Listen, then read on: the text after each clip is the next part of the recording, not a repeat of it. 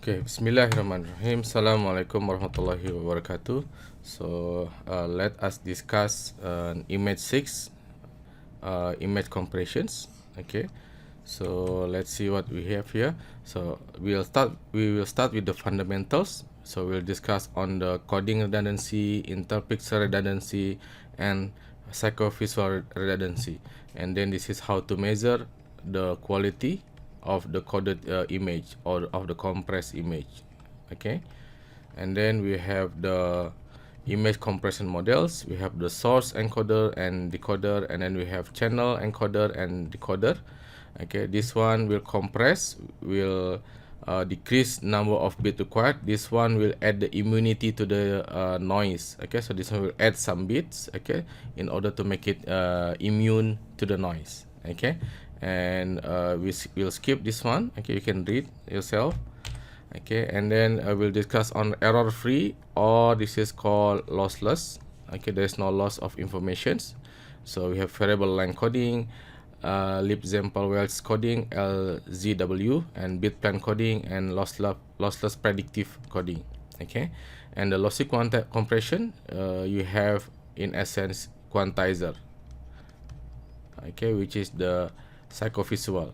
Okay, we'll discuss more later on. Okay, so we have lossy predictive coding, so we have lossless predictive coding, we have lossy predictive codings, transform coding, okay, wavelet coding, and then lastly we'll discuss on image compression standard, which is the binary, grayscale image or color image, and the video compression standard. Okay, so let's directly go to the fundamentals. So they are what you call they are the difference between data and informations. Okay, so data are the mean by which information is conveyed. Okay, so that's why sometimes you only need small data, but you can convey information. That the idea of data compressions. Okay, the idea of data compression, it might can be lossless, it can be lossy. Okay, so depends on your application.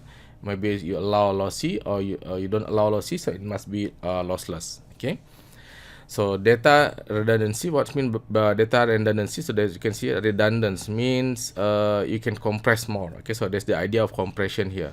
Okay, so the compression also named as image or data image compressions, or image coding. Okay, speech compression, speech coding, or video compression or video coding. Okay, so this is represent the same thing. Okay, so data redundancy is central issue in digital image compression. So for example, if you have N1 and N2 denote the number of information current units that represent the same informations. You can see here the same informations. Okay, so you have compression ratio here.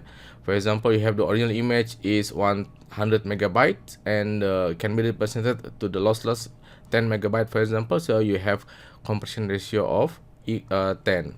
Okay, then so how many redundancy you have? You have 1 minus 1 over 10, so you have 90% redundancies. Okay, so this is the fundamentals. Okay, so let's move on. Yeah, so this is what we discussed, and there are three basic data redundancy. So I repeat, there are three basic data redundancy. The first one is coding redundancy, interpixel redundancy, psychovisual redundancy. Okay, coding redundancy. So you can remember something like a smaller number of bits, smaller bits for higher probable intensity. Okay, we will discuss more. Okay, so you represent smaller bits, so not the higher bit, but smaller bit. Because why? Because you have for example, if you have 100, and then the 3x3 image. Okay, you have 200, and then you have 100 grayscale value. Okay, if you plot in histogram, 0 will have 2. Okay, 100 will have 1 2 3 4 5 6, it will have 6, and then 200 will be 1. Okay, so you represent the smaller bit to this one. So then you can see this one smaller, small. So altogether you will have a smaller representations. Okay, we'll discuss more later on. Okay, so this is the idea: smaller bits for higher probable intensity. Okay, image intensity. The interpixel redundancy, the neighbor, the intensity can be predicted from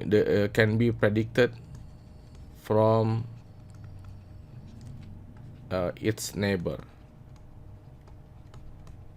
Okay, neighbor can means in spatial domain, so closer in spatial domain. Okay, or it can be in time. Okay, in time domain, frame number 1, number 2, number 3, number 4, in case of video, for example. Okay, so for example, this is spatial, so this is closer to here. Okay, so then this value can be predicted from the neighbor. Okay, the current value can be predicted from its neighbor. Okay, and then psychovisual redundancy is using the human visual system. Okay, human visual system. If you remember the audio codings, you have also psychoacoustic masking. Okay, so the one that you cannot hear, you don't need to transmit. The same thing. The one that you cannot see, don't transmit or don't save. Okay, the one that you cannot see visual, don't transmit or don't save. Okay, so this is in the form, the same thing like the audio coding, in the form of quantizations. Okay, so out of the two, this will be lossless or error free. There's no error. You can if you have one signal, it can be perfectly reconstructed. Okay, and this one of course will be lossy. The moment you have quantizations, then it will be lossy. Okay, so data compression is achieved when one or more these redundancy are reduced or eliminated. Okay, so let's see one by one. So coding redundancies. Okay, so I represented earlier an image can be predicted from its histogram. So a smaller bits for higher probability of occurrence. Okay, gray level occurrence. Okay, so you can see this is the histogram that we see earlier. So yeah, this is the histogram. Okay, this is the histogram from this 3x3 image. Okay, so if you calculate the follow here, then you can represent it by the L average here. Okay, the total number of bits required to code an M by N image. So M by N can be 3x3, 500x12, or 2K image. Okay, and you can see here, where's the highest probable? The highest probable is this one. Okay, this one, these three. Okay, and you give only 2 bits. Okay, and the next one here, 3 bits, 4 bits, 5 bit, and then this is 6 bit. Okay, so on average, then you can see you just multiply, okay, the probability with the RK, with the L2 RK. Okay, how many times it is with the probability, then you have here on average 2.7 bits. Okay, so from 3 bits, okay, on average, now it reduced to 2.7 on average. Okay, of course you cannot have the fractional bits. Okay, so but on average you will have 2.7. Then you can see here around 10% redundancies. Okay, so the other redundancy you can see here, like variable length coding. Okay, so assign fewer bit. Yeah, so this is the idea: assign fewer bit or small bit to the more probable gray levels than to the less probable ones. It will achieve data compressions. Okay, so this is called variable length coding. Okay, so let's move on. So interpixel, the current intensity or the current position of intensity can be predicted from its neighbor. So the keyword here is can be predicted. So anything with predictions, then this one is interpixel redundancy. Okay, can be predicted from its neighbors. Okay, so this is this two match image. Okay, but you have different structure here. This is random structure, this is nicely structures. Okay, so and this is the autocorrelation. There's no correlation here. There's no correlation, but you can see it, you have correlation here. Okay, this one correlate with this one, correlate with the next one, correlate with the next one, correlate with the next one, and so on. Okay, so there's a bit of correlation. So you can use this one to exploit the interpixel redundancy. Okay, so you can see here you have the same histogram. So you can see here, this is the white one. The white one is this one. Okay, and then sorry, white one here. This is white one. You have the black one. You have black here, and this is the background. Okay, this is the background. So you have 3 models histogram. Okay, and this is also the same thing. You have 3 model histogram, but when you do correlation on the horizontal lines, this one can be predicted from the previous neighbor. Okay. Yeah. So so both are 3 models. There are 3 models. Okay, there are 3 peaks. Okay, the indicating the percent of 3 dominant range of grade level values. Okay, and then when you calculate the autocorrelation, it has different figures. Okay, so the high correlation between 45 and 90 samples. So this one is like the distance. This is 45 pixel. When you add this one, so this is 90 pixel. Okay, 45 and 90 pixels. High correlation. Okay, high correlation means that this one can be predicted from here. Okay, the match number 2 can be predicted from match number 1. Okay. Okay, so and we can use this one. You can see from properly sampled television image. Okay, so what is that? So the interpixel redundancy can be named as spatial redundancy, geometric redundancy, and as well as interframe redundancy. So this is for video. Okay, so I'll put here. Yeah, this is like interframe redundancy. Remember, the keyword here is predictions. Okay, the keyword here is prediction. So if you have 2 frame like this one is here, and then this is frame number 1, frame number 2, and here move to here. The object move to here. So you can create only a motion factor. Okay, you can create only predict only a motion factor. So you send first image. Okay, and the second image created by moving this object. Okay, by moving this object, according to the motion factor. Okay, motion factor only x and y, right? Motion factor only x and y. Okay, so these two dimension. So you can see it will have a rather you send the second image, the whole second image, you just send the first image with the motion factor. Okay, then you can produce the frame number 2. Okay, so this is called interframe redundancy. This is part of interpixel redundancies. Okay. Okay, and sometimes to reduce the interpixel redundancy, normally you are using a transform.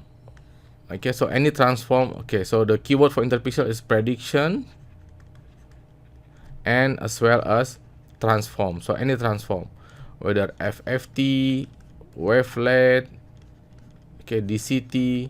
Okay, this is a part of interpixel redundancy. You will exploit in the transform domain the interpixel redundancies. Okay, and this is a reversible mapping. Okay, you have fast Fourier transform, and then you have inverse fast Fourier transform, and vice versa. Okay, wavelet transform, inverse wavelet transform, and so on. Okay. Okay, so this is an example of interpixel coding. So yeah, so this is run length code. So no, this is not interpixel coding. This is what you call this is coding redundancies. Okay, so efficient representation. So the keyword here is efficient representation, less bit for higher probable occurrence. Okay, efficient representation. So instead of sending here 63 times, you just create a matrix like this: 1 63 times. Okay, and 0 87 times. Okay, 1 37 times, and then you have a bit of zeros, 5 pixel, then 4 white again, and then 0. This one 556. Okay, and 162. So this is 62 and 210. Okay, when you when you see here, that you can find the compression ratio of 1024, the whole range here 1024 can be represented. The total here will be 88. Okay, you can count from here. Okay, it will be 88. Okay, so this is coding redundancy. Okay, so the next one, the last redundancy, is psychovisual redundancy. So what we have here is the eye does not respond with equal sensitivity to all visual information. The same thing like the audio. Okay, remember the audio, you have the threshold. Okay, the threshold of hearing. Okay, the same case with the visuals. Okay. So certain information has less relative importance than other information. So this is psychovisual redundancy. Redundant. It can be eliminated. So it can be, the keyword is it can be eliminated without significantly impairing the quality of image perception. But again, this one will be lossy. Okay, this one will be lossy and this one will be subjective because the threshold of hearing from one person A and person B, okay, is different from person B. Okay, the same case. Psychovisual of person A is different from psychovisual of person B. Maybe the person B has blind color, for example. Okay, so of course it will be different from the person A. Color blind, okay, not blind color, color blind. Okay. Okay, so let's move on. Yeah, so the keyword here, whenever you have psychovisual redundancy, you have a quantization. Okay, lossy data compression. Whenever you have a quantization, then you have a lossy. Okay.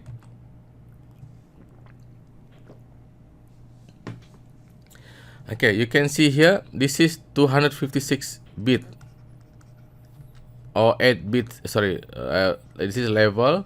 Okay, so this is 8 bits. Okay, and this is 4 bits. This is also 4 bits. Okay.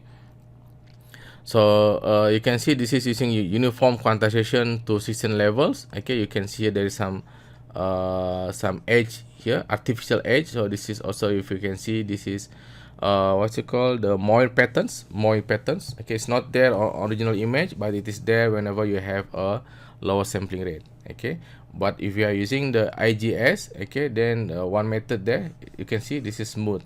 Okay, so the improved Galerga quantization, so you have a smooth image. Okay, you can check the details. Okay.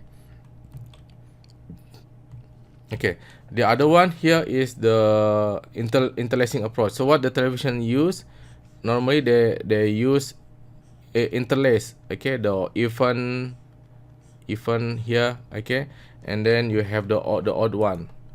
Okay, so you have the odd one. So let's see here. So for example here, this is the odd number. Okay, so you send the red first.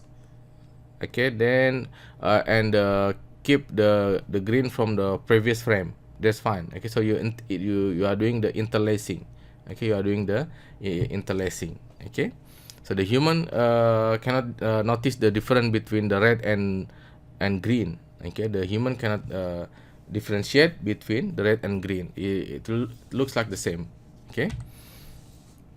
Okay, fidelity criteria is the performance measures. Okay, it can be subjective. Okay, it can be objective using the same case like the in the speech coding or audio coding. Subjective using the human perception, objective using some kind of formula. Okay, so you have objective, you have subjective. Okay, so for example, one of the objective is root. This is root, mean, okay, and then square of the error. This is the error. Okay, or you can calculate the SNR or SNR RMS. Okay, and then you can use also the subjective. Previously is objective, now you can use subjective. So you have the score from 1 to 6. 1 is excellent, 6 is the worst. Okay, so 1, 2, 3, 4, 5 fine, passable.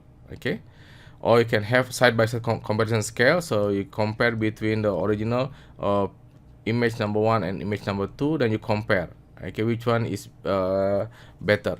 Okay, it's too different than -3, and the next one much worse, slightly worse, and so on. Okay, so this is, for example, the previous figure on figure 27. So you have RMS is 6.93, 6.78. So the smaller the better. So in here, the IGS is better compared to the uniform quantization. Okay, so it's also the same thing. The RMS, sorry, this is the RMS error. Yeah. Then a signal to noise ratio, of course, it will be the higher the better. Okay, the higher the better, and C also better. And this is marginal. B and C is passable. If you can see here, marginal and then passable. Okay. Okay, so let's move on. Okay, so we have an image compression model. So what we have here, source encoder. Okay, we remove input redundancies, and we have something called channel encoder, which increase the noise immunity, because we will send to the channel. You have, for example, the what you call a wireless transmission, for example. You have the lighting, or you have other raining, for example. It will give you some noise. Okay, the channel encoder will put some immunity to there. Okay, so it will try to recover from the noise, and then this one, of course, will decode. Okay, will decode from the encoder here. Okay. Okay, so the source encoder is responsible for reducing or eliminating any coding, the three fundamentals: coding, interpixel, or psychovisual redundancies. And okay, so then okay, so we have three independent operations. Okay, for the source encoder and decoder: mapper, symbol encoder, symbol decoder, inverse mapper. So can you identify the anything with prediction? Where is the prediction? Mapper here, prediction. So this is interpixel redundancies. Okay, quantizer, psychovisual. This is one of the lossless. Okay, symbol encoder. So this is coding redundancies. Okay, decoder here coding, and inverse mapper here interpixel. Okay, so yeah, so you can see here. Okay, the explanation. Okay, and then we have here this what you call the channel, the decoder. The decoder will reverse the process. Okay, of the symbol encoder, and then decoder, then mapper, then inverse mapper. Okay, so there is no other. That's why you can see why this one is lossy, because there is no counterpart in the decoder. Okay, there's inverse quantization. It cannot be. There is no inverse quantization. Okay, because this one will be lost, and then there's no way to recover the loss. Okay. Okay, so let's move on. Yeah, so then you have the channel encoder and decoder. You can see here, for example, the what you call the bits here. You can add some bit. Okay, to parity bit. Okay, you can put the parity bit to improve the channel coding. Okay, so this is the parity bit using the 7-bit Hamming code. Okay. Okay, so this one I'll skip. You can read yourself. Okay, so we have also one active class on this one, information theory and coding. Okay, now let's move on to the next one. This is the between the lossless and lossy. Okay, remember the lossless. Okay, the lossless, the compression ratio normally that low. Okay, this is normally high. Okay, but of course quality will be high, quality will be low here. Okay. Okay, so in numerous application, error-free or lossless compression is the only acceptable means of data reduction. Okay, for example, the archival of medical, you don't need to retake again. Okay, your X-ray, for example, or business documents, because they have the legal implications. Okay, you put 1 million, but it changed to 7 millions, for example. Okay, so lossy compression is prohibited for legal reasons. Okay, or satellite imagery, where both the use and cost of collecting the data make any loss undesirable. You don't want to send again the satellite to the sky and capture the same image, or you move the satellite to the same location again. So we need to have a lossless compression in this case. Okay, so the compression ratio is not that high, only from up to 2 to 10. Okay, the compression ratio there. Okay, so for the error free, there are two. Okay, this is interpixel. okay, and then coding redundancies. Okay, coding redundancy and interpixel. There's no psychovisual. Okay, we don't use psychovisuals. Okay, so the example of error-free compression is for coding. Okay, Huffman coding, arithmetic coding, Lampel, Ziff, Welch coding, Bitpen coding, lossless predictive coding. Okay, so you can see here this one. What do you think? Is this coding or interpixel? Anything with predictor, it is interpixel. Okay, and this one will be coding redundancies. Okay, so you have the symbol decoder for coding, and this is the inverse of interpixel redundancies. Okay, so let's move on. So the next one is lossy compressions. So there is a condition here. If the resulting distortions, so there are always a distortion which may or may not be visually apparent can be tolerated, then the increase in compression can be significant. Okay, so 10 to 1 or even to 50 to 1. Okay, so if you have for example 100 megabyte, it can be compressed up to 2 megabyte, for example. Okay, okay, so if you identify here which one, quantizer is always psychovisual, symbol encoder, this one will be coding redundancy, and this one will be interpixel redundancies. Okay, interpixel, psychovisual, coding redundancies. Okay, okay, the next one, how about this one? So this one the same thing, coding, quantizer, psychovisual, and this one is part of interpixel redundancies. Okay, see the next one, even wavelet transform. Okay, interpixel again. Okay, this is psychovisual, this is coding redundancies. Okay, so I think you get now the 3 redundancies that we want to minimize. Okay, the first one is coding, so you give the smaller bit to the higher probable. Okay, so that you can save some bit. And then you have interpixel redundancies. Okay, the pixel value can be predicted from its neighbor. Okay, or the last one is psychovisual redundancies. Okay, which is you have using the quantizer. Anything that you cannot see, you don't need to transmit or store. Okay, okay, the last one in this chapter is image compression standard. Okay, so we just touch a bit here. So we have binary image compression. What is meant by binary? Only 0 and 1. For example, you are using fax machines. Okay, you have only 0 and 1. Okay, black or white. Okay, 0 means black, and this is white. Okay, so binary, only 0 and 1. Okay, so you have CCIT group number 3. So you have the standard here. Okay, means that if your fax machine using JBIG2, the receiver fax machine, the other part also need to use the same standard. Otherwise, you cannot communicate. Okay, why can communicate? Because this one is not match. Okay, between this one and this one and this one and this one is not match. Okay, it's not match. Okay, so that's why you need to use the same standard. Okay, then you have continuous tone still image compressions. You have DCT based JPEG. Okay, using the discrete cosine transform.